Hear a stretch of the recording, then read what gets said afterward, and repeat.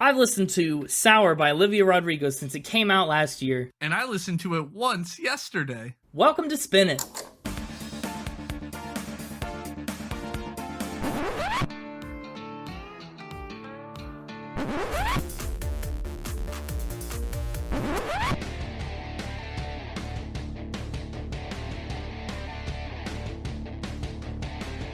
Hello, everybody. Welcome back to Spin It, the record ranking podcast for people who would rather be listening to music. I'm James, and with me is my Radiohead-hating co-host, Connor. Connor, say hello to the people. Hello, people, except Radiohead, because I hate you. Good morning to everyone except Radiohead, because I hate you. Oh, no. I didn't think it was that bad. That's what you just accused me of. I just was basing off on what you said. Oh, well, thanks for making me right, I guess.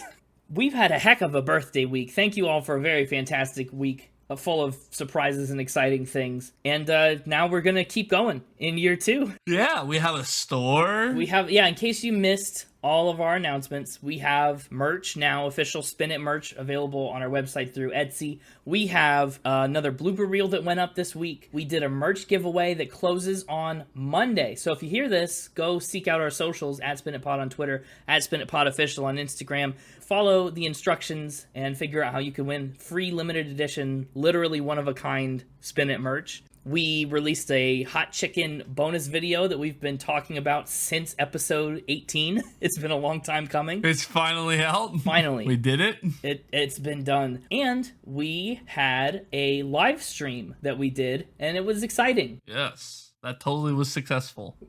When we're recording this episode, that hasn't happened yet, because when you're listening to this episode, that will have happened the Thursday before this episode came out. The Mixtaper's Twitter's doing well, so I hear. He claims to be up to like 1 million followers already, so... Well, you have to take that with a grain of salt. Store, I'm very excited about the store. I think that's my favorite piece. And you know, for every item sold, 2 cents goes to help pay the Mixtaper's student loans. Yeah? Is that a deal that we made? Yeah, that's his cut of the profits. 2 cents from everything sold. Okay. He's a really bad negotiator. I'd say so. But anyway, that was our birthday. We're rolling right on into year 2 with our second episode in the second year, Sour by Olivia Rodrigo. And I'll be honest, I know you weren't a big fan of last week's. I don't think this could be too much farther away from last week. I guess we'll see. I guess we will. That doesn't mean that you'll like it the same amount, but in terms of just what it is, it's very different. For example, unlike Radiohead, the old men now, Olivia Rodrigo is 19, born in 2003. I think that makes her the youngest artist we've talked about to date. She's from California, and her dad is a Filipino-American, and her mother is Irish and German. In terms of music, she started playing guitar at age 12, 7 years ago. Really, it sounds like it's been a long time because at age 12, but really hasn't been that long because she's 19. It's downright impressive. Way to explain that one out. I did. I really drove that home. Drove it home, parked it in the garage, turned it off, got out, locked the door, walked into the mudroom, took off your shoes. Listen, what do you want from me? I got my driver's license last week. Kidding. Just kidding. Too bad I wasn't around. Yeah. I was off with some blonde. Oh, no. Yeah, what a shame. You were always so excited for me to get my driver's license. We're just riffing on driver's license. Well, driver's license was really the kickoff to her solo career. It came out in 2020. Huge hit. If you don't know driver's license, I don't know how you found this episode, because that's like... I don't think I knew a single Olivia Rodrigo song before this album. You missed a big one then. For a long couple weeks in 2020, everyone was talking about driver's license. Again, maybe I've heard it on the radio or whatever, but probably not, I guess, apparently. Well, so she puts out driver's license, huge hit. She was big time inspired by artists like Pearl Jam, Green Day, and Taylor Swift. We've got a bit of a range here. And, yeah. Also, I mean, in addition to this music career that's fairly recent, she's also an actress, another Disney kid. She did some commercials when she was a kid. That's the only thing I know about her. She was a Disney kid? She's on the High School Musical, the series, which is the greatest name for a show ever. Is it? No. I have to disagree, and I have to call that one of the worst names for a show ever. I have no idea even what that show's about, but I love its title. It's a series about the musical based on High School Musical, I think. That did nothing to clear it up. Well, if we unpack it, the East High students have got their head in the game, and now So it's set in the world of High School Musical? I think it is. Yes. Okay, because it easily could have been like a group of people doing High School Musical, the musical. I don't know. It's I don't know. It's really poorly marketed. But we're talking about it, which I guess is what they want. There's such thing as bad advertising. No. So she's in High School Musical, the series, and she had a prominent role in the variety show Bizaardvark on Disney Channel as well. What is it with her being in things with weird names? I don't know. She was in an American Girl movie. That's a normal name. Is it? Maybe. Yes. Sure. Driver's License broke Spotify's record twice for the most daily streams ever for a non-holiday song, which sounds like a very specific record, but that's a lot of songs. 15.7 million streams in one day, and then the next day, it got 17 million streams. And then 0 of them were me. That's true. You didn't contribute to that. I also didn't contribute in the first 2 days. But also, as far as Spotify records go, Driver's License was the very first song to hit 80 million streams within 7 days. Interesting. Olivia Rodrigo is the youngest solo artist to top the UK singles and album charts simultaneously, and 3 of her singles were in the top 5 in just 1 week. She's the first artist ever to have their first 3 singles debut at the top 10 of the Billboard Hot 100. Is that not a wild fact? I mean, that's a big deal. I just want to emphasize what a big deal that is. Listen, we'll get to the wild facts in a little bit. I'm sure there are some, and I'm sure I will struggle, but that'll be great. So, she's put out one album, a dozen songs, and she's won 51 different awards on 119 nominations on this dozen songs. That's astronomical. She cleaned up at this year's Grammys, by the way. Sour is another album that's in contention, or was in contention, for Album of the Year with John Batiste's We Are and Lil Nas X's Montero. So we'll get to add another piece to our puzzle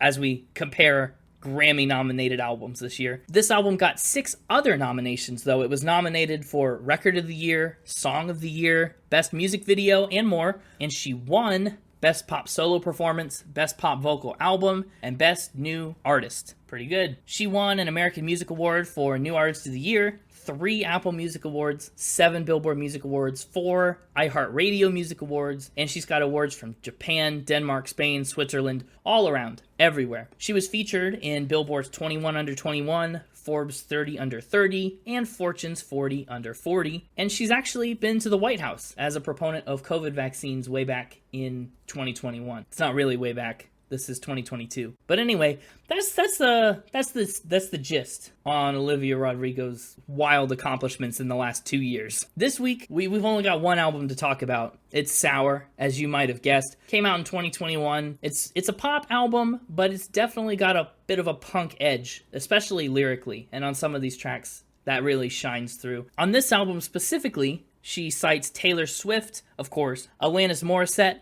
and Casey Musgraves as major influences. I think some of those are more obvious than others, but I think that's a great set of influences. That's crazy, because when I was listening to this, I got strong Casey Musgrave vibes. Interesting. I'm sure we'll hear more about that in a bit. So, Sour was initially just going to be an EP, but after Driver's License, it blew up. It just took off. So they really wanted to ride that wave of success, and they said, let's make it a full album. She said that she calls it Sour because it's meant to evoke all the emotions that people experience universally, but young people get criticized for. It's things like jealousy and anger, stuff that adults feel and deal with, but also like to gatekeep. You know, like you're young, you shouldn't be upset or angry or sad. Like, it's about that. And she also talks about growing up and how all of the awesome things in her life were, quote unquote, progressively going sour over time. It's a nice title. The album had a couple singles: Driver's License, Deja Vu, Good For You, Traitor, and Brutal were leading the charge. Honestly, good picks for singles.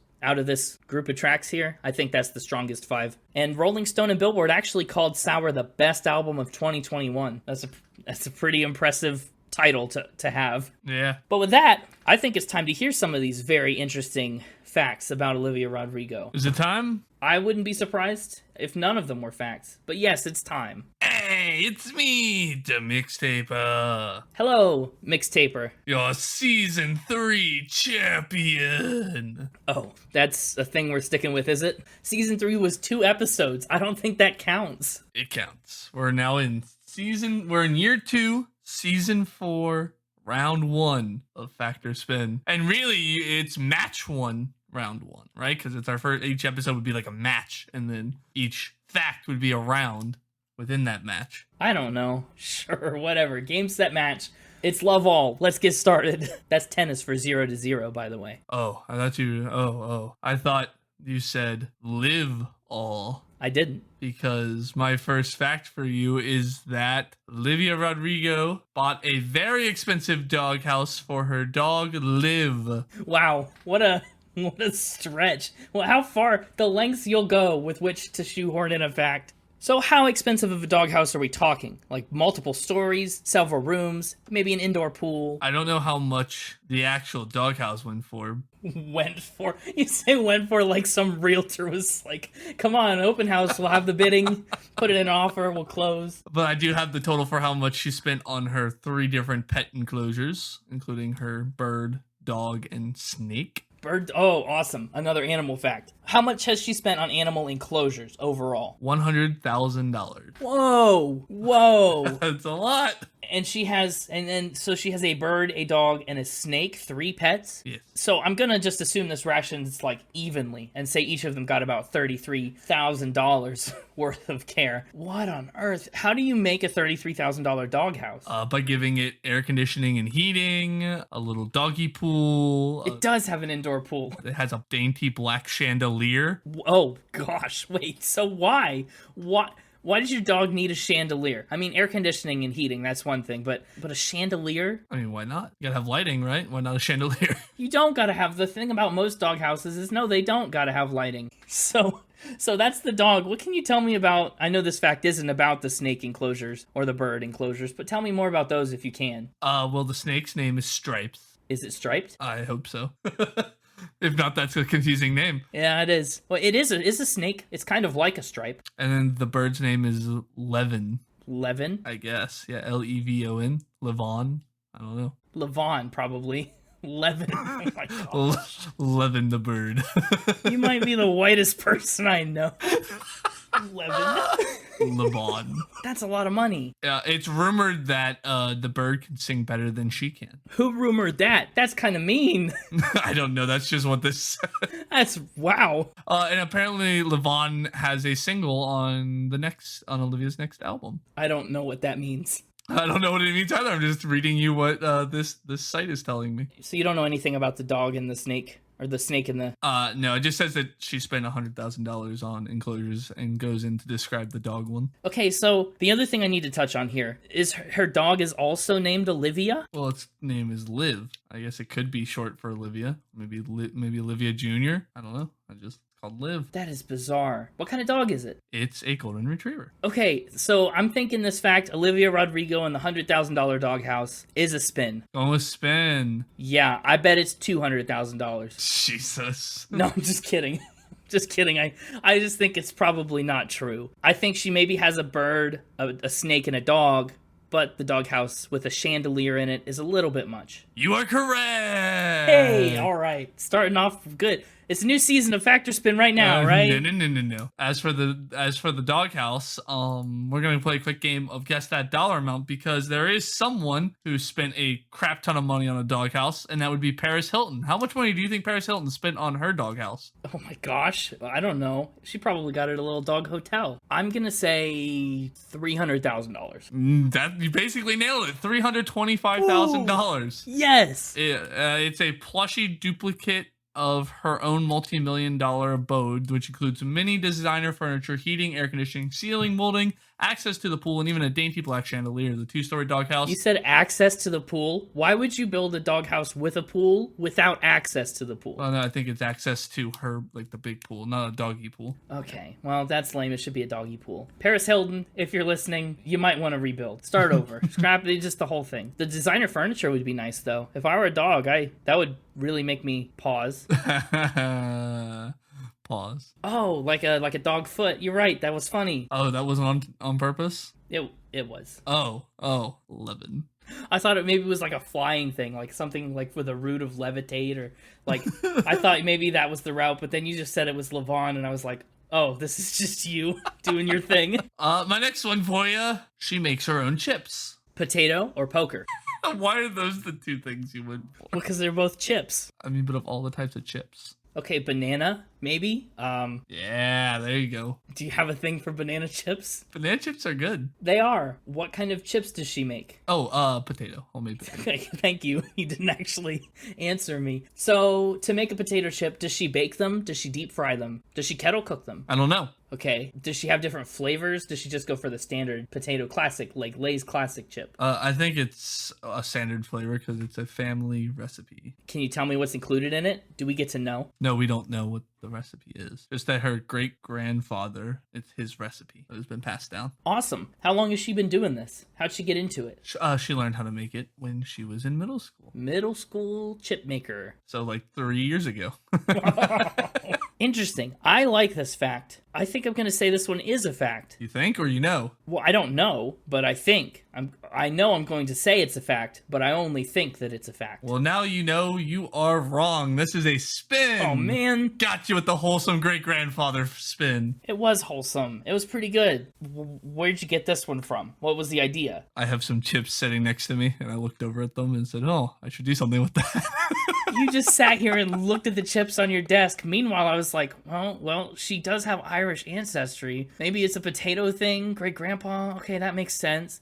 I can't believe you. I feel like I got played really hard on that one. Like, some of these facts, you just do a ton of research. You're like, oh, the McBarge. There's 3 McBarges in the world, and they float in the middle of a lake that flooded. And yes, there were ghosts in it, and you could tour it for $8.95. And then this one, you're just like, yeah, family recipe chips. And you just juked me. Get bamboozled.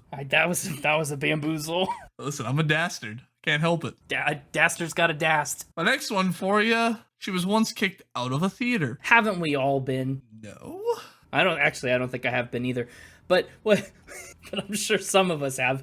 So, kicked out of a theater for what? Was she making noise? Yeah. Oh, being rambunctious. Like a stage theater or a movie theater? A movie theater. What was the movie? It's hard sometimes to get kicked out of a movie theater. I've been in movie theaters with some people that should have been kicked out. It was Pitch Perfect 2. Pitch Perfect 2, the one starring the Pentatonics. That is the one starring Pentatonics, yeah. Not starring, I mean, that's a stretch. But it's one we've talked about before. It was a familiar spin. What was she singing along with the songs, maybe? Yeah. Don't do that. Hey, if you're out there and you go to movies, unless it's like a special, like, dedicated movie where that's a thing you can go do, reconsider, maybe. What happened? Like, did they escort her out? Did she try and get back in? Yeah, they just asked her to leave and she left. She was obsessed with the movie when it came out and went to see it in theaters 7 times. 7 times? So did she get kicked out on time 1 or time 4 or time 7? Oh, I guess I don't know. In my head, I always just assumed 7, but I guess, yeah, she could have went to another theater and watched it again. She could have gone back to the same theater and watched it again. I guarantee they probably don't care that much. Yeah. So probably more like 6.5 times then. Yeah, I guess. What's her favorite song from the movie? Oh, I have no idea. What's her least favorite song from the movie? Yes, I do know that one, surprisingly, somehow. Tell it to me. I Just Can't Wait to Be King. That's her least favorite song. It's her least favorite song from Pitch Perfect 2? Yep. Does David Cross sing that one? I'm going to say this one. I can't tell. Honestly, this is a tough one. It's a tough one because it could be true and it could not be true. I think this is a spin. Going with spin again. Think I've done 3 spins in a row. I think you've done 3 spins in a row. You think? Correctly! Woo! All right, that's good. I've locked down at least a 50-50 for this week. And let's see if you can squeak out the lead with my last fact. I'm a good lead squeaker. She's had a weird item sold on the internet. Was it a tiny yo-yo? No. That's a callback to our Inner Wave episode. A long 40 episodes ago, almost 30 episodes ago. So you said that in a weirdly passive way. You said she's had a weird item sold online. Did she sell the item? No. Okay, this could be a lot of things. So somebody sold this item that was hers. It was definitely hers at one point. What was it? Her nail clippings. Stop. So they collected her nail clippings and sold them. Who had access to her nail clippings? A hardcore fan raided her dressing room to retrieve them after she left. No way. That's weird. How much did they sell for? I don't know. That seems like an important part of the fact. that honestly I don't want to know the answer to. So I'm a little relieved. I'm looking it up. But like if I'm a big fan and I decide to really cross some boundaries and invade a dressing room like that, why am I going straight to the trash can? Well, that's probably all that's left, right? All the other stuff was probably taken. Well, I guess that could be. Well, there's still probably some. Because it does say that it was after she left, right? It wasn't like while she was there. So most of the things that would have been hers probably were gone. Right. And so you probably look for like a hairbrush or the trash can or like a coffee cup. Yeah, I've heard those can get pulled out of the trash. Someone once told me. I wonder who that was. I have a hard time believing this one, but Big old butt. you've given me 3 spins, and this is the last question of the episode, and it's just one of those ones that seems so incredibly weird that it might be true. Might be, but is it? And you would stick it right here after a bunch of spins to try and mess me up. I think I'm going to say that this is a weird fact. It's not the worst body-related fact we've had. What's the worst body-related fact we've had? I think it's got to be Jared Leto's ear. Yeah. Jared Leto just wearing an ear around. Machine Gun Kelly's blood necklace is another one that's like, but this one's up there, and I think it's true. You think? Wrong! I win 4 facts this week, or 4 spins this week. That you just told a 5th spin. And I made 3 of the 4 of them up on the spot because I came unprepared. You had so much time. The only one that I came prepared with was the nail clipping ones because that is true about an artist we've done. Oh, someone we've talked about. Yes. Oh no, not this again. For the classic half a point redemption, they could squeak out the lead. Can you guess who? Is this a fact about... Oh, this is hard. I'm just trying to... I'm going through the list trying to think whose toenails would I want? Like if I were going to buy toenails. And there's honestly none of them. But we did have a toenail crushing unit once. We had a unit that crushed toenails and it was for Weezer. I don't think it's them. Is this Dua Lipa? This is not Dua Lipa. Sorry. This is about Tom York from Radiohead. Wait, so... That is so weird and so on brand. I know, and it was so funny because it popped up on my timeline after, it just popped up as like a news story on my phone after recording that episode, and I was like, "What the heck?" That is so weird. So I had to include it. But first round of season 4 is a 50-50. As usual. And with that, don't forget to go follow me on Twitter at @the_mixtaper. Go participate in the giveaway. I hope I win it. I don't know if you can win it, but that's okay. Go do the thing anyway. If I don't win it, it's rigged. And with that, I'll bid you adieu with a classic. Yeah. That was pretty classic. Welcome back, Connor. That was a rough round of factor spin for me, I thought. Even though I got 50-50, I feel like I didn't deserve a 50-50 on that one. And that's mainly just because of fact 2. It really, the chips one really. That one took the wind out of my sails hard. Well, let's talk about the cover art of Sour. The cover art features Olivia standing in front of a purple background with stickers all over her face and stickers on her tongue that say, predictably, Sour. It was photographed by Grant Spanier, who works with Interscope Records artists and more. And actually, well, trivia tidbit, the ring that she's wearing, it looks like it's one that was given to her by Taylor Swift. Huh. Interesting. Mm-hmm. Yeah, big influence on this album. What do you think? Is this a sweet Sour album cover? I saw this. So I went to New York here a couple months back now. Mm-hmm. And this album art there's a huge billboard of it in Times Square. Oh, so you were familiar with the album art? Yes, because it was like right outside my hotel. So every time I stepped out of the hotel, there it was. Got a little more Sour outside. I meant to take a picture of it, knowing we'd eventually do this episode, but it somehow escaped me. Well, that's a shame. I think it's a good album cover. Honestly, it's got a little bit of What's that. with all the stickers or whatever on her face? I don't know what's with them. I just know that that's an aesthetic choice. And they're on her tongue. That's the weird part.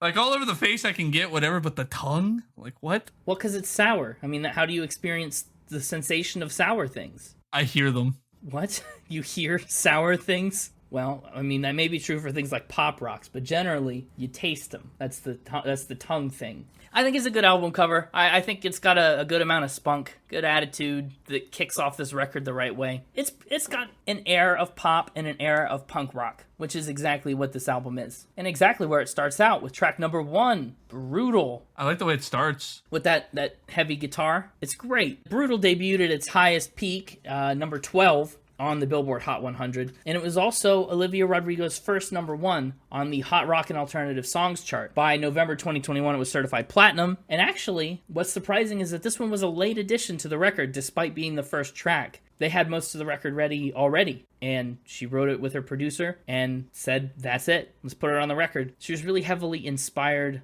by 90s punk and grunge type music, almost like Nirvana and Pearl Jam and Soundgarden, stuff like that. I didn't know really what to expect from this album. This does not point you in a particular direction, I don't think. It doesn't help you get oriented. No, it doesn't, and it kind of this whole album kept me disoriented almost the entire way through. Really all turned around? I could never really get my footing with this album. Yeah, okay, I like that. Like with this song, I really like that kind of grungy pop style that they went with. But like, does it get kind of played out? I don't think it does, because we start with the strings right at the very beginning, and then we grunge it up, and then we have a little bit of time where it really hangs on to that first main riff, hangs on and hangs on and hangs on. But the outro, we roll it back to the strings again, and I think that ebb and flow is a pretty good texture for it. Because like, it does this thing. Verse 1, nice and long, love that. A lot going on in verse 1. Yes. But it's all to the almost like the exact same musical and rhythmical beats. Like it's just like da da da da da da da da da da da da da da. It was like, okay. Well, but okay. think about it this way. You're right. It is almost chanted more than it's even sung. But think about it, because this song is all about how brutal it is as a teenager out in the world, brutal as a newcomer into the music industry, brutal everywhere, right? And I think this song, musically like that, kind of embodies a representation of things getting played out and getting beat down by thing after thing after thing. And so I like that, and I like the chorus. I do like when she kicks it up with the all I did was try my best, blah, blah, blah, blah, blah. Yeah. And then verse 2, when we get back into the bum, bum, bum, bum, bum, bum, bum, like verse 2 is like the perfect length, I think, for that beat. Yes. But because of how long verse 1 was, I was already tired of it by the time we hit verse 2. So like, I almost think verse 1 hurt verse 2. In that regard. Whereas if verse 1 and verse 2 had been about the same length, I think I wouldn't have been feeling a bit overplayed and disoriented with this song. I'm so sick of 17, where's my flippin' teenage dream?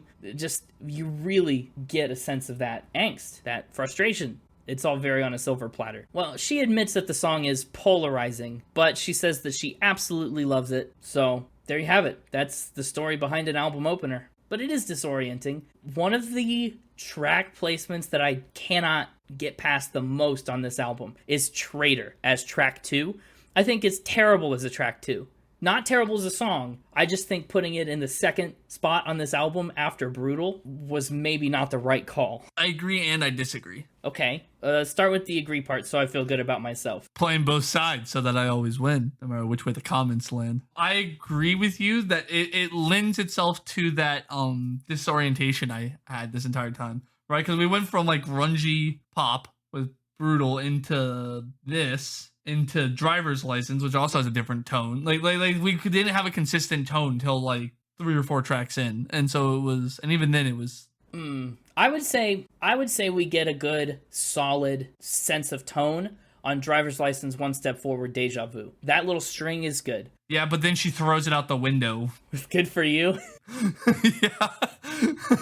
Just as we started to settle down, we mix it up again. It's true. It's a little bit of a pivot, yeah. And so in that regard, like again, because again, I didn't know what to expect going into this, and so now we're 2 tracks in out of 11, and I'm still not sure where we're going with this or what to expect. And so from that regard, I think it would have been better to maybe, it's good to sometimes kick an album off with something that stands out. We've seen several albums that have done that, where the first track doesn't really match the rest of the album, and it does it for the better. But I think track 2 needs to then bring you into what to expect on the rest of the album in a way that I think Traitor doesn't necessarily do. No, not at all. But I do think it sets you up for what the majority of the album is going to be about thematically. That's true. Thematically, very on target. Yes. Trader does a very good job of just laying it all out there, you know, of exactly how she feels about this theme. And so therefore these other songs are then able to explore that theme in unique ways that it wouldn't necessarily be able to do if she didn't lay out all the basic groundwork with Trader. That's a good point. Trader is about a relationship where the partner feels less invested and starts to kind of build this pseudo relationship with someone else.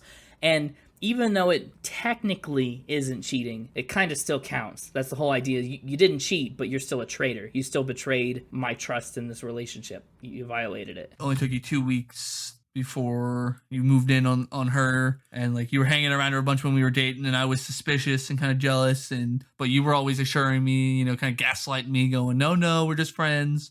But then as soon as we break up, you moved right in like she's a new trophy. I like that line. Isn't it good? I know. This song, because of all of that drama, it actually kicked off a lot of speculation about her real life relationships and things that may have occurred in and around them. She says she actually wrote a lot of the song on her bedroom floor, and she says it feels like an old country song to her. And she at one point called it her favorite song on the album. Yeah, I had the same note. Okay, we went from grunge to country. When are we going to get the pop? Well, we get there.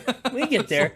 But you're right. It is country-y. This is about as country as most modern country is nowadays. So, and it was a solid success, honestly. It's a big song, like I said, a good one from the album. It debuted at number 9, and it was her 4th top 10 song. By March of 2022, it's been certified 2 times platinum. So, regardless of where it should logistically be on the album, I think it's unfair to call it a bad song. But boy, she really just, throughout this album, she just takes this guy to town. Yes. Just really lays into him. And I don't know, I'm not here to speculate on whether it's deserved or not, but that's just one thing you'll notice by the end is, boy, she really lets him have it. Like, imagine being the subject of an album like this. How must that make you feel? It reminds me, honestly, of some of the songs on Fleetwood Mac, where it's just them like singing about one another and how much everybody sucks. Yeah, and that's the thing where she talked about people have said, "Oh, are you worried you're gonna get pigeonholed into being like a heartbreak writer?" Right? Like people almost like they did to early Taylor Swift. It worked out for Taylor Swift. Like you just write about boys all the time and heartbreak and stuff. But she said that that's the thing that she experiences in her actual life. She feels it very intensely, so she wants to express it very authentically. And I think that heart is one thing that shines through in a lot of this album, especially on her big breakout hit, track 3, Driver's License. It's been certified 5 times platinum at this point, maybe even more. That's huge. That's a ton. She first teased this song way back in July of 2020 and even announced the title, but it didn't come out until January of the next year. She said, "When I came up with Driver's License, I was going through a heartbreak that was so confusing to me, so multifaceted. Putting all those feelings into a song made everything seem so much simpler and clearer. And at the end of the day, I think that's really the whole purpose of songwriting." So like I said, she treats it like this very cathartic, very personal experience. And because of that, she never expected Driver's License to blow up the way it did, to be a hit, because it was just a thing that she wrote about something that she went through. And it turns out it was super relatable and it connected with all kinds of people in all kinds of situations. She said having a song that affected not only people who are going through the same thing as you, but to bring them back to a time where they were going through the same thing as you are, she said it was just surreal, a songwriter's dream. The song actually disappointed me a little bit right off the get-go. It disappointed you? How? It's my own fault. I had expectations that were unfulfilled. Oh, well, yeah, that would do it. What were your expectations, and how did this not meet them? I heard that first verse, loved it, had the potential to be about something other than boys.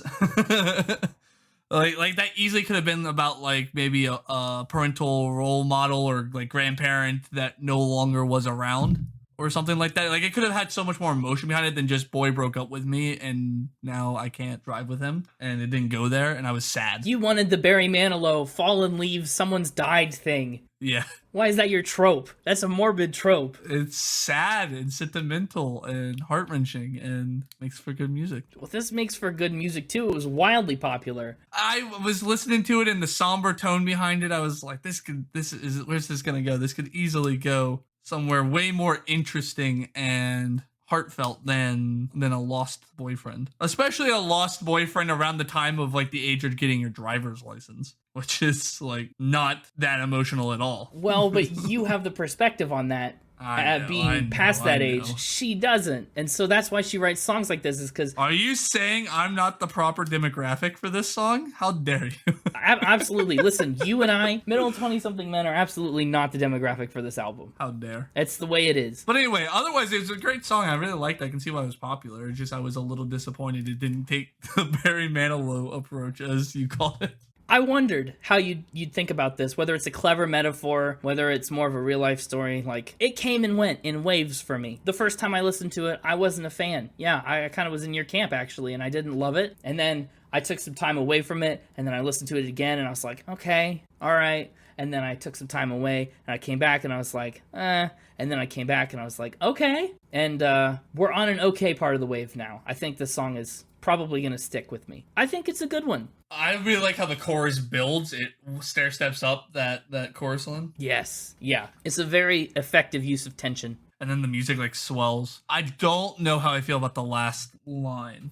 You said forever, now I drive alone past your street, the most iconic line. No, I don't know how I feel about musically. The first time, it's fine. It brings you back down for verse 3. At the end of the song, it's good because it's a good outro. But the second chorus, right before the bridge, she completely undercuts the bridge, I think, by mellowing back out again. Like that should have been the one time you keep it intense as you go into the bridge. I think she made a mistake by losing the momentum on chorus 2. You have a good point with that, actually. Yeah, I can get behind that. I would love for it to ramp up, but you're right, the bridge does feel a little disconnected from that second chorus. See, I can make a good point every once in a while. You're full of good points. They're just pointing in the wrong direction sometimes. The lyrics for this song started as some lines in her diary that she expounded upon, but the story behind it is that it's about her ex-boyfriend who was actually helping teach her how to drive in the parking lot of an In-N-Out. If you ever wanted to know, if you ever listened to Driver's License, think about In-N-Out. But with that, we should take one step forward into the next track. Track 1, Brutal. I'm sorry, I'm gonna have to take 3 steps back actually, and go back to Brutal. Did you not? That's what I just...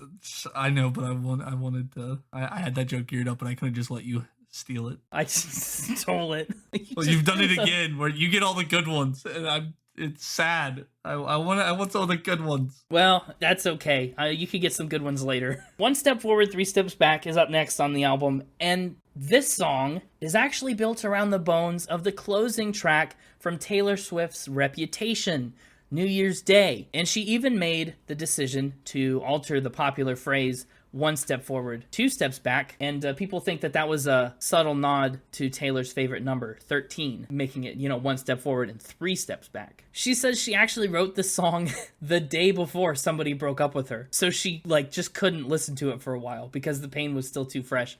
That's a bad timing, bad coincidence there. She said that she wrote it about loving someone who's inconsistent, and she felt like she was walking on eggshells around someone who she just wanted validation and love and support from. So that's kind of the story behind this song. It peaked at number 19 on the charts, and it's been certified gold. I like 1 step forward, 3 steps back. I think it's, like I said, the first time we start to get a sense of this album in this 3-song stretch from Driver's License to Deja Vu. It's an important piece of the album, but I don't think it's a standout piece of the album for me. This song is when I started to notice something about this album and about Olivia Rodrigo, and I don't know if I'm off base, if I'm close to the base, if I'm sliding in the second, What do you? Yeah, okay. Sorry, I got lost in the baseball analogy. This is a home run. Maybe I'm struck out, getting an RBI triple. Maybe I'm on base, but I shouldn't be. Maybe it's just because this is her first album. She's newer at this. I'm starting to notice some techniques that scream new artist. And that's coming from somebody who couldn't write a song like this to save his life. Okay. But, so just to be clear, I'm not claiming I could do it better. Connor's Hippin' and Hoppin' album is going to be a real hard time. Yes, it is. On this song particularly, the chorus and the verses don't mesh necessarily. They work, but they don't have that maturity to them that maybe a more seasoned artist would be able to give them. Not like Taylor Swift New Year's Day. Yeah, verse 2 into chorus 2 is a real like shaky transition in my opinion, and things like that. And like there'll be other points that I'll point out where like maybe some of the musical complexity is kind of not there where it could have been, or the rhyming scheme is a bit basic. But again, it's I don't know if that's fledgling writer who's up and coming and this is their first attempt, or what. I don't know. It's just I started to notice things that I was like, we've definitely listened to albums that like have a similar sound to them, but are definitely more like mature and complex than what this one is giving me. Right. In a way that because again, I was right. This is the third one we've talked about that was up for album of the year. And so like, especially compared to Montero and We Are, that complexity and maturity just isn't quite there for me that you see on those two albums. I'll give you Montero because Lil Nas X is kind of in the same general age range and with a debut album. John Batiste is a little different because he's like a seasoned musician. Right, that's what I'm saying. As I said, it could just be a factor of her age and how long she's been at this, you know? Not everybody can be at that level right away. No, I'll give you though. I think we'll talk about it more when we get to the final spin. But I think you're pretty on point. I think there's a lot of promise in this album. Yes. And that's what's so exciting about it. It may be... We'll get there. Yeah, we'll get there. I've said similar things about other artists, too. I'm trying to steal home a little early. We're not quite the final spin yet. No, not quite. All right, for this next song, so for this I'm going to take one step forward. I was trying to give it... Listen, I was teeing you up by doing the same intro I did for this song for the next song. That's what I was gonna do. I was gonna do it. Should we start coordinating transitions? That's why I was trying to cut you off. So I was gonna be like, now we need to take one step forward, and then you were gonna be like, oh, I'm getting a sense of deja vu. Anyway, you've ruined it. Move on. But Deja vu. Next track. Oh, but you said you wanted the good part, and I was gonna give you the good part, the payoff. No, the good part. The payoff is just like the table scraps that are just there. The setup is where it's you were gonna give me the table scraps. I never have good setups. You always get all the good setups, and then I have to come in and just be like, oh, here's the punchline that was staring you in the face. Okay, well, I'll try and not give you the table scraps some other time. This argument is giving me a real sense of deja vu, that's for sure. We've probably had it before. I like Deja Vu a surprising amount, honestly. Not that surprising, it's like the third most popular song on the album. Okay, but I'm just saying, this album in general is not always my favorite, and I don't always like it as much as it maybe should be liked. And I like Deja Vu a surprising amount for me. You don't like it? I don't like it. This one also interpolates a little bit of a Taylor Swift song. One of my favorite Taylor Swift songs, actually. Cruel Summer is a little bit in there. This one debuted at number 8 and peaked at number 3 on the charts, and this is the song right here that made her the first ever artist to have their first 2 singles debut in the top 10. It's certified 3 times platinum, and I really like it. This song was the inspiration behind the mixtapers singing along to Pitch Perfect 2. Oh, really? Singing along in the car to one of our classic artists, Billy Joel. Reference to him. You remember Billy Joel. Who's Billy Joel? No, he's the guy with the koala bear and the green Skittles. Oh, right. Yeah. This one's alright. Just alright. Yeah. Okay. It doesn't have... So, it's a slower, airier song like Crater and like some of the other ones. Mm-hmm. But it didn't have the same effect on me that some of the other ones did. Especially the way she says deja vu sometimes is a bit annoying for me. Oh, yeah. Yeah.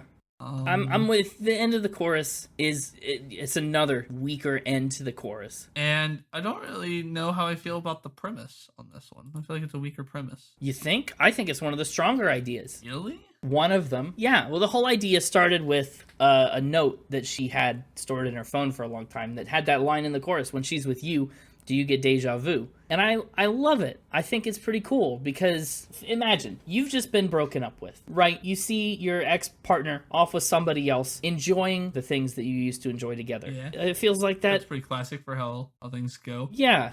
Every place you went with somebody when you break up with them doesn't become off limits once. No. I'm not saying it's off limits, but I'm just saying you might wonder whether that person is remembering all the times that you did all those things when they're with their new partner. Like, do you still think about me? Have you forgotten me? And it makes you question, did what we did mean anything to you? Or is that your move? Is that your thing that you do all the time for everybody? Am I special? Or was I just another case of deja vu? That part of it I can get behind. I guess it's the passiveness of the do you get deja vu that I don't care for it. Her sitting there looking at him going, I wonder if he's thinking about me. Okay. Yeah. That passiveness behind it is what I don't really care for. Like, think again. I guess we're gonna be talking about Barry Manilow a bunch on this episode. He has the whole song about how he still thinks about his ex even though he's with somebody new. He can't get over them, even though it's been years and he has a better life and blah blah blah. Like that takes a more active role in the concept, and so that's why I think I like it more. Whereas this is just like somebody sitting there going, oh, I miss him. I wonder if he misses me. I think it's a little more intensely put than that, but sure. There's not much intensity to it, though. That's the other thing. Like, you could have made it a more intense song, and maybe that would have helped it. Maybe it would have. Not only is it a passive concept, but then you give it a passive tone, and so the whole thing just comes across extremely passive for me. I see. But, if you don't feel that way about it, good for you. I was gonna tee up another transition, and you told me not to do that, so I held back. And that was good because I got there on my own. Thank you. Was it good for me? No, it was good for you. I undercut your transition with second transition. You son of a motherfucker. I'll just put in a big beep right there. Good for you. This is okay. Sorry, still not over the transition. But you could just cut mine out. You'll just put it back in. I can't do that without a ton of annoying hassle. Also, the song starts off with a nice ah, which is kind of like my sigh. So right. Good for You is the album's big punk rock song. I think this is the clearest song maybe aside from Brutal, but even more so than Brutal. It has more Spotify plays than Driver's License. Does it really? Uh-huh. Oh, it does.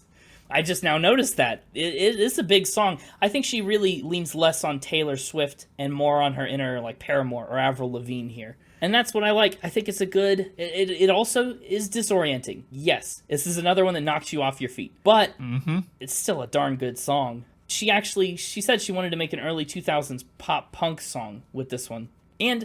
she says that she didn't want to make an entire record that sounds like Driver's License. Yeah. She said there's no fun in that for her, and probably not for listeners. Now, you see, this is a good point to mix it up, right? No, you had true. 3 songs in a row that kind of flow together nicely, and so then to wake your audience up, you throw in something like this. I just don't know about doing that with the first 2 tracks before you get there, Right. No, it's true. Because if you just move Traitor, you're probably fine, because, right, you start with Brutal, that kind of goes, hey, audience, bam! Something crazy, something exciting. Now let's mellow it out for these 3 tracks. Then bam, something exciting again. That's true. I think it's just Traitor that threw the whole thing off. This song is another record breaker. It was the fastest song to 700 million Spotify streams. Actually, it's maybe been ahead of Driver's License for quite a while. The music video also blew up. It got huge. She commits arson, sets a house on fire. Not sure if you've seen that, but it's made the rounds a lot. And I just love the backhandedness of Good For You. It's really got teeth because it's all sarcastic, good for you. You look happy and healthy, but not me. And it's not really,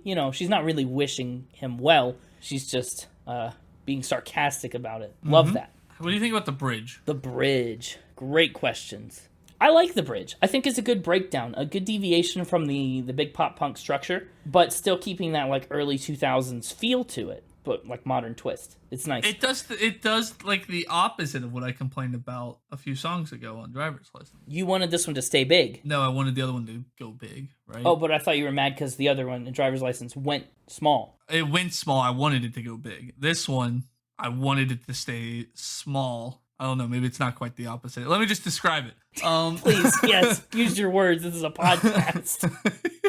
So we get into the end of, okay, so yeah, this one, it starts to go big, and then it teases you with the big, and then stays small. That's what happened on this one. You hit the end of the second chorus as it mellows out on the, but I guess good for you, into the ahs. And then you get this kind of floaty bridge that repeats itself, but whatever, I liked it until it repeated itself. Yeah, of course. Especially since it's smushed right between 2 choruses that are already, a chorus is already repetitive as a chorus is meant to be. So it's like, come on, do something different with your bridge. Come on. It would have been fine because they take that second one and they start to build the intensity. Each time with each line, the second time through, the like drums and the guitar get a little more intense, all the way up into or maybe you never cared at all, and then it backs back down for this like floaty, airy, well, good for you version of the chorus. I was like, no, you build it up perfectly for you to give you another big smack, and you dropped out from under it. Well, the repetition thing, I think that's just a product of, new artist, young songwriter. Sure. But But again, I was fine with it because they were building it up. Like, Sure. I have to just complain about it because that's my thing. But it was just another one of those disappointing moments where it was like, I was like, okay, we're building the intensity, we're building the intensity. You're gonna hit me with a really big, well, good for you. And then instead we just get this, it all mellows out to this, well, good for you. I think it's all floaty. I was like, what the heck? You just wanted one more smack. Yeah, smack me, Olivia Rodrigo. Put it on a shirt. Make one of those, it's like one of those tourist shirts, whatever. Where it's like I got whatever in the Tower of what, it's like one of those. Someone who loves me got smacked by Olivia Rodrigo. Oh my God. Yeah, I got my dad. I got one of my dad with us. My son went to England. All I got was this shirt. I want a shirt that is what you just described. I love that. Oh, that's funny. That's so stupid. It's so funny. Oh, we'll make a shirt like that. Oh no. We might not really sell it to anybody but you can have one. Oh man. But anyway, other than that, I really like the song. I do too. Good for You is one of the strongest points on the record. How do you feel about putting the number 4 and the letter U in the title? It fits a pop album, so I don't really care. Okay, and then how do you feel about that backed right up, back to back with Enough For You, all the 4 You songs in a row, and then they don't do that? It kind All of the ooh songs in a row. We got Deja Vu, Good For You, Enough For You. Oh, and then Happier. No, you're right. I guess I've never thought about that. We're in the ooh section of the album. Well, yeah. Enough For You is a song that Olivia wrote entirely by herself. That's nice. Yeah, it's another bedroom floor song. I'll try not to be too mean about it. Okay, yeah, good. Well, if you want smacked, though, maybe. What song is this based off of? You said some of the other ones were based on a skeleton of another song, because this sounded so freaking familiar. You're right. Like, it reminded me of something, and I'm not sure what it was. I don't know what it reminds me of either. It's true. It's like on the tip of my tongue. What song the way her vocal melody kind of cascades down, the rhythm of the lyrics, the softest guitar being the only thing in the background. I don't know what song it reminds me of, but it reminds me of something, maybe even a song we've done on this podcast. Like, is it like is it a Casey Musgraves or like an Ingrid Andress song, or? I don't know. Like, it reminds me of something, and it's right there, and I just can't place it. I don't know. It's close. What actually inspired this song was a TikTok. She says that she was on breakup TikTok for a while, and she found this hopeful breakup video, and that's what inspired this song. This song, actually, it maybe was just popular, but it definitely reminds me of something. I can't picture what it echoes, but I hear it. It was popular. It hit number 14 on the charts, certified gold, and actually, she did something cool with this one. We've talked about similar things like this before, but one of the ways that she promoted the album was having a hotline number that people could call, and they heard a preview of Enough For You. I think Bad Sons did that with Peachy, is when we talked about it first. Mm-hmm. And I have to point out a certified poetry moment on this album at the end of one of the verses. I don't want your sympathy, I just want myself back. I like that one. Yeah, it's a good one. The second verse sounds like it wasn't written by a 19-year-old or however old she was at the time. It just sounds like something an older person would write. Does it? I don't know. Like, when I was an 18, 19-year-old, I wasn't reading self-help books, nor did I know anybody who liked self-help books. It's true. No, you're right. That's a good point. It really was like weird. What a weird detail. And knowing how you take your coffee. I definitely didn't drink coffee until college. Yeah. I think this is an impressive song. And in most regards, it does stand out in a lot of ways on this album. It's one of the stronger tracks, and it's impressive that she just did it all by herself. It is. It's another one where verse 3 into the next chorus doesn't transition as smoothly as I think it could have. It felt a bit muddy.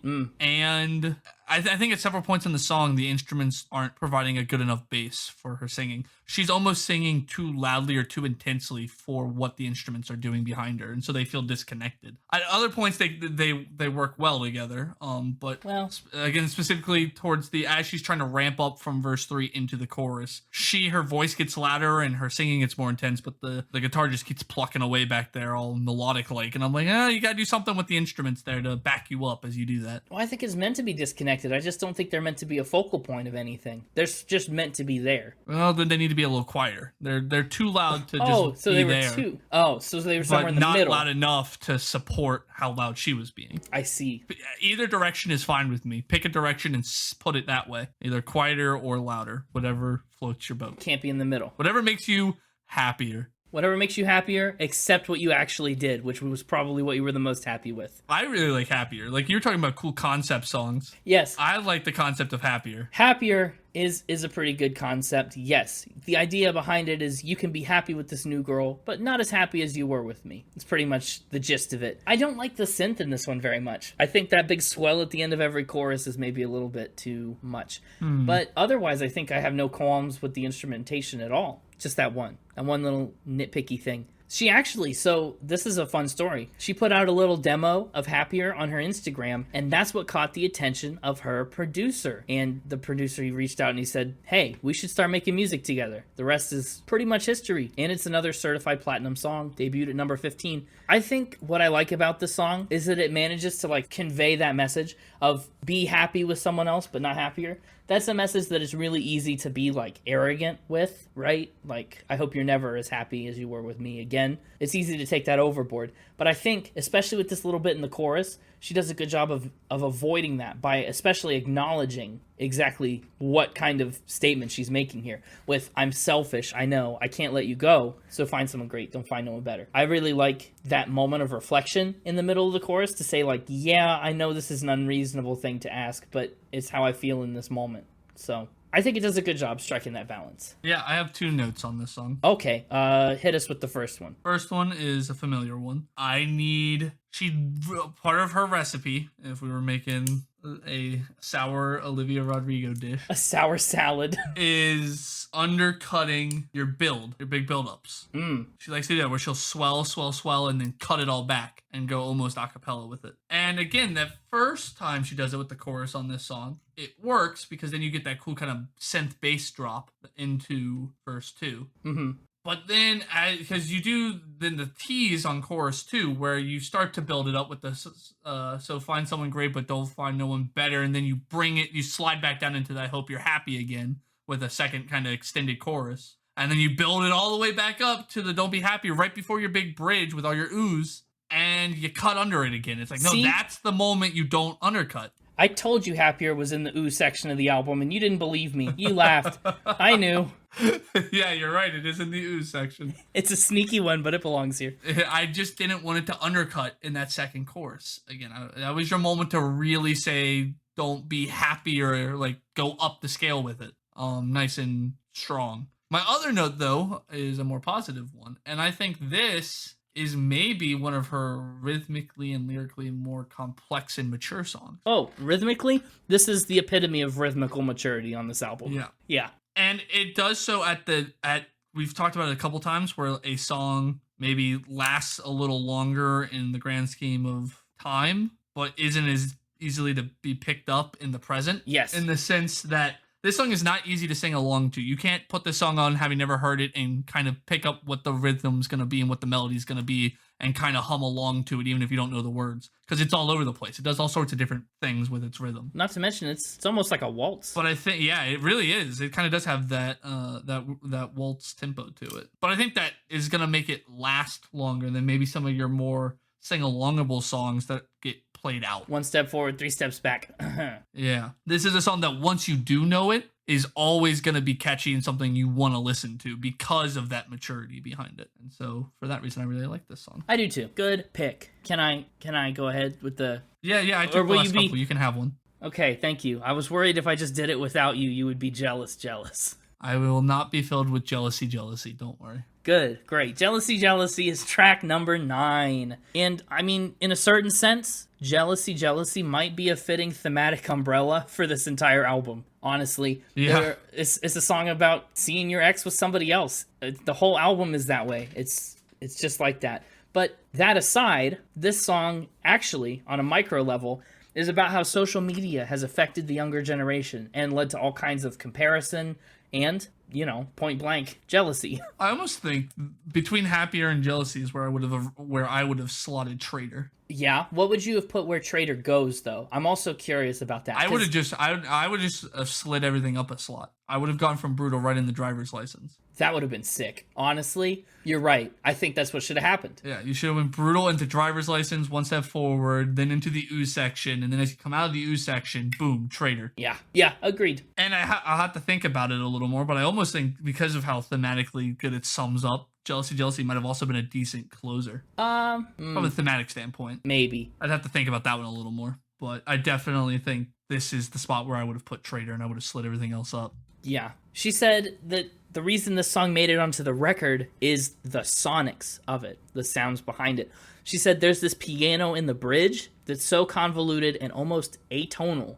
Sometimes it just doesn't go with the music and it's so chaotic. I think it's a catchy little song. And it was one of my fast favorites from this album the first 2 or 3 times I listened to it. But since then, it's kind of taken a little bit of a backseat to some of the other songs that I didn't initially like as much. For example, like Driver's License that I said started on a low and then got high and low and high and low.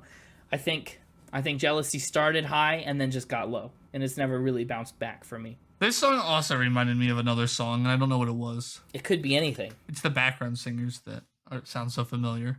Yeah, that's true. Good use of background singers throughout this album, by the way. Very well executed. Here and on Good For You and a couple other places, they really stick out. The background vocals, not necessarily singers. Definitely, a lot of them are just her layered. Up next, track number 10, Favorite Crime. I have to ask, this is a podcast. Yeah. Legally, anything we say we're protected by. If you were to commit a crime, what crime would be your favorite to commit? I wasn't prepared for this. I know. I'm just trying to think of crimes. You can't even think of a crime? Nothing sexy. What?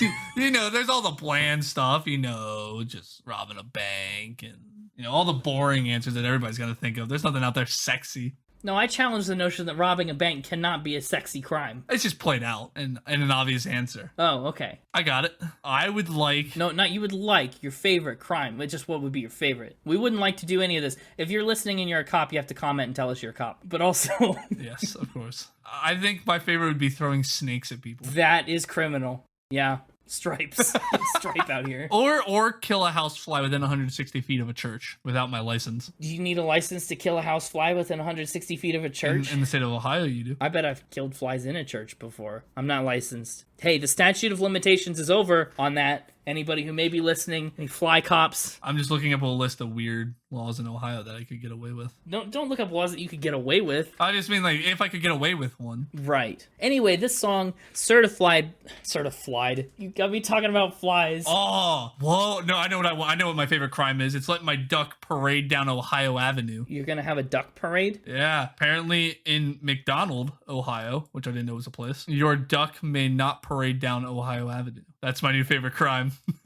I'm going to get the mixtaper duck. Don't. He's going to make it criminal. Hell yeah. That's why I'm giving it to him. Can't throw him in prison. He'll quack. So anyway, the song Favorite Crime, certified platinum, peaked at number 16. And this song is all about how the ex committed crimes against her. And hopefully those were his favorite. That's the idea, more or less. This reminds me of the bit in The Office where it's like, that's a hate crime. No, Michael, it's not. Well, I hated it. I hated it.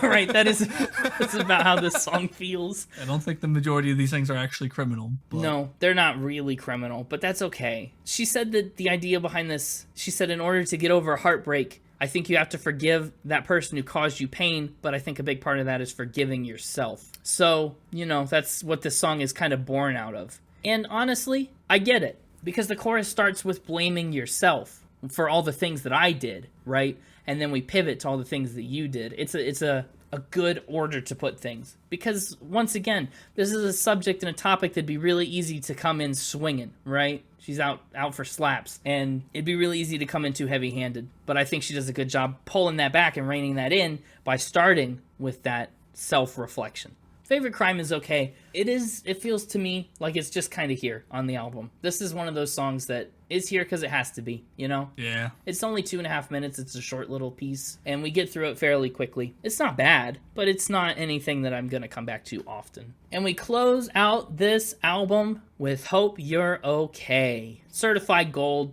peaked at number 29. Especially if your name is Annie. Annie? Is she okay? Is she okay, Annie? I hope she is. I hope she is too. That's a Michael Jackson joke. It has no place on this album. No, it doesn't, but here it is regardless. Yeah. I think Hope You're Okay is a great track to end this album. I mean, you talked about how maybe Jealousy could end it thematically, but I think Hope You're Okay is the way to go. Yeah, let it stand. Let it stand? Good. We actually have some justification from her about why they decided to put it in here at the end. She said that the song is super hopeful and Sour is a very sad, angry, emotional record. I wanted to end it with a song that was like, we're gonna be all right. We're gonna get over it. Everything's gonna be okay and we have each other. So that's the tone that she wanted to take with this last track. And I think honestly, it does that very well. It hits that mark. She says she wrote this song from the perspective of some of her friends. And she made up some of them too. She doesn't actually know some of these people in the song, but she's got stories that she collected from people and put those in the song instead. I think it's good. Interesting. Hopeful. And it's a pleasant note to end on. And speaking of notes to end on... Let's end on some notes. It's final spin time. My favorite note is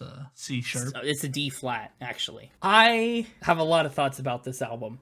Like you said, you really knocked off your feet right from the beginning. I think this album is a little confusing. I think sometimes those interpolations are clever and the influence is clear, like on One Step Forward, Three Steps Back, like Good For You. Some of the influences that shine through with this pop punk thing is really great. It's stellar. But sometimes the music is just a little flat, a little boring. I don't know. Like you talked about, on some of these songs, it's disconnected, it's disjointed, like Enough For You, it doesn't go enough places. Favorite Crime is a little forgettable. The music doesn't always hold its own. But when it's good, it's pretty darn good. Lyrically, I mean, we just hammer home this concept, and I don't think it's all bad. I think she's got a ton of potential. Like I said, I'm super excited to see what the next album and the next couple of albums bring. I think this is a super solid debut album. Honestly, one of the stronger debut albums that I've heard from almost anybody. I think the production is pretty fine. There's nothing too interesting instrumentally here for me. So, the instrumental and production score would kind of take a hit from that. The vibe, it has enough consistency, especially thematically, but it's, once again, just, little strong.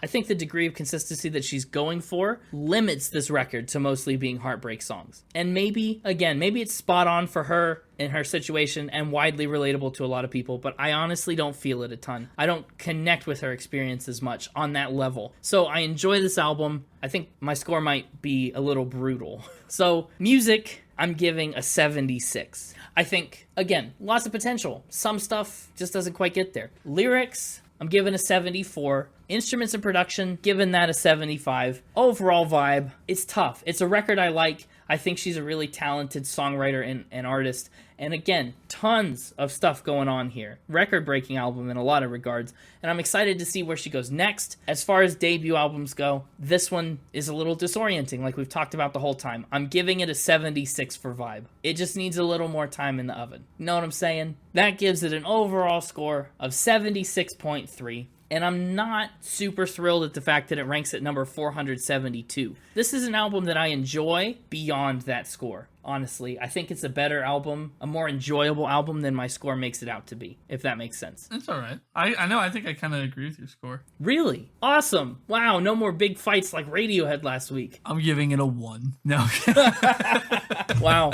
Yeah, for me, I've said it all already pretty much. Pretty decent first album. A lot of good concepts, a lot of potential there, some proof of talent. But as you phrased it, it needs a little longer in the oven. It's a little undercooked. That's what I'm saying. Yeah, and you know what happens when something's undercooked? Sometimes it comes out a bit sour. I don't know how familiar you are with cooking things, but I guess. For me, before we just talk more about my score, let's get some top 3 going. Do it. Get that top 3 going. In album order. Driver's License. Ooh. Honorable mention goes to One Step Forward, Three Steps Back. Interesting. Good For You and Happier. The obvious. That was the most obvious top 3 for me. I think that would be almost everybody's top 3 that listens to this album. How dare you? I didn't say it's a bad thing. It is very close to my top 3, and I think the playlist picks are going to be great. I think we just happen to agree, and so you think it's obvious. The question is, though, which ones for the playlist? I would say that take your pick. I think it's gotta be... Tell me what you think of this. I'm thinking driver's license and Good For You. Perfect. Great. Lock and loaded. All right, that's it. They're the two most popular songs on the album, and they kind of highlight both spectrums of what the album gives you, right? Good For You gives you that more grungy, brutal side of the album, and Driver's License gives you that more ooh section side of it, even though Good For You is in the ooh section. Right. No, I understand what you mean, though. Enough For You and Happier and One Step Forward, Three Steps Back are better embodied by Driver's License. As for my score, this one's going to get 7 ooh sections out of 10. Ooh sections, fantastic. A 7. I know that you said you agreed with me on the score, and your 7 is equivalent to my 76. But honestly, I'm a little surprised to hear you say 7. Really? What'd you think I was going to give it? I think based on how our scores are calibrated, this one would, if I were ranking on your scale, maybe be in the 6s for me. Yeah, no, I disagree with that. I think it belongs solidly in the 7s. It's a solid 7. Okay, where are you putting it? I think it's going top of the 7s. Wow. I think it's Okay. going top of the 7s. That's high. Back to back with the bottom of the 8s. Her favorite's Pentatonics. Yeah, it honestly gives me a decent, like, it reminds me a lot of Ladylike in terms of how I felt about it. Mm-hmm. Top of the 7s. Top of the 7s for the ooh sections. And so it's interesting. I have one last little wrap thing for you before we end the episode. You originally, back before the Grammys happened, had this as kind of the front runner. I thought it was going to be up there. Yeah, I do want to know how you'd rank our 3 Grammy albums so far. In the order I have them on there, I think. Which would be Montero, We Are, and Sour. Well, that's going to do it for this week's episode of Spin It, the record ranking podcast for people like you who would rather be listening to music like this. You can find us all over the internet, on Twitter at SpinItPod and on Instagram at SpinItPodOfficial. Make sure, once again, to check out that giveaway that's closing on Monday for your chance to win some free one-of-a-kind personalized Spin It merch. Awesome. And you can also head to www.spinitpod.com to check out all of our episodes, all of our merch, the Mixtapers Lounge, all of our scores, tons of content. We'll see you next week for an album that I personally am really excited about because it's a band that I personally really love. It's another bit of a birthday episode of sorts, but not for the podcast. For you. That may be. So we'll see you next week for that. In the meantime, have a fantastic week, and as always, keep spinning. Did you come up with banter this week? I never do. I always just throw it on the spot. Almost always. No, you said one week you planned it. One week I did plan it. Whale hunting is also illegal in Ohio. Whale hunting? Yeah, you can't whale hunt. No, you actually can't. Even if it was legal. Unbelievable. My favorite crime is arson. Oh, Jesus. Arson's hot nowadays. What can you say? Arson's hot nowadays. Oh my God.